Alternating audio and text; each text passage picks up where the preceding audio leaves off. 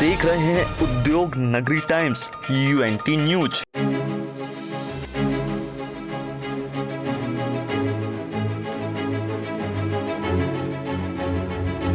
भारत में जारी कोरोना संकट के बीच खतरनाक अफ्रीकन स्वाइन फीवर के बढ़ते मामलों ने चिंता बढ़ा दी है।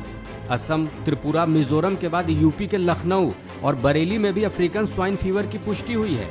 इसके बाद इलाके को संक्रमित क्षेत्र घोषित कर दिया गया है और लोगों से सावधान रहने की अपील की गई है। दरअसल जिस इलाके में अफ्रीकन स्वाइन फीवर के मामले मिलते हैं, भारत सरकार की एडवाइजरी के मुताबिक उसके 1 किलोमीटर के दायरे को संक्रमित क्षेत्र घोषित कर दिया जाता है।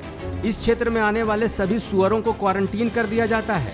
इसके अलावा पशुओं को लाने और ले जाने पर रोक लगा दी जाती है। अफ्रीकन स्वाइन फीवर को बेहद खतरनाक और संक्रामक माना जाता है। मेडिकल एक्सपर्ट के मुताबिक अफ्रीकी स्वाइन फ्लू और अफ्रीकन स्वाइन फीवर में अंतर है। अफ्रीकन स्वाइन फीवर एक संक्रामक वायरल बीमारी है। ये जंगली और पालतू दोनों सुअरों को प्रभावित करता है। ये बीमारी दूषित ट्रकों, कपड़ों और खाने से तेजी से फैलता है। इसका इलाज संभव नहीं है।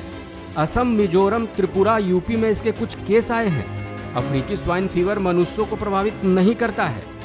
इससे मानव स्वास्थ्य को सीधे तौर पर कोई खतरा नहीं होता है, लेकिन जो लोग इस बीमारी से ग्रसित सुअरों के मांस को खाते हैं, उनमें तेज बुखार, डिप्रेशन समेत कई समस्याएं शुरू हो जाती हैं। जबकि अफ्रीकी स्वाइन फ्लू सुअरों में इन्फ्लुएंजा से जुड़ा है। ये वायरस सुअरों में इन्फ्लुएंजा जैसी बीमारी का कारण बनता है। बड़ी बात यह है कि अफ्रीकी स्वाइन फ्लू के लिए वैक्सीन उपलब्ध है। अगर इस बीमारी के इतिहास को देखें तो 1920 में पहला केस अफ्रीका में मिला था। इसके बाद एशिया, यूरोप, अफ्रीकी देशों में लगातार घरेलू और जंगली सुअरों में बीमारी की पुष्टि हो रही है। 2022 में फिर सुअरों में अफ्रीकी स्वाइन फ्लू और अफ्रीकी स्वाइन फीवर के केस मिलने लगे हैं। हालांकि अफ्रीकी स्वाइन फ्लू मनुष्यों को प्रभावित करता है। इसके वायरस को H1N1 कहा जाता है। ये वायरस संक्रमित से दूसरे व्यक्ति को संक्रमित करता है। संक्रमण की अवधि 1 से 7 दिनों तक रहती है। संक्रमित मनुष्य में सिर दर्द, शरीर में दर्द, बहती नाक, गले में खराश, थकान, उल्टी, बुखार जैसे लक्षण देखे जाते हैं।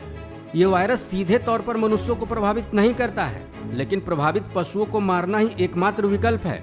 इस घातक बीमारी के दूसरे पशुओं में फैलने और पर्यावरण को नुकसान पहुंचाने की आशंका से भी इनकार नहीं किया जा सकता है। लिहाजा सावधानी ही इस बीमारी से बचने में मददगार साबित होता है।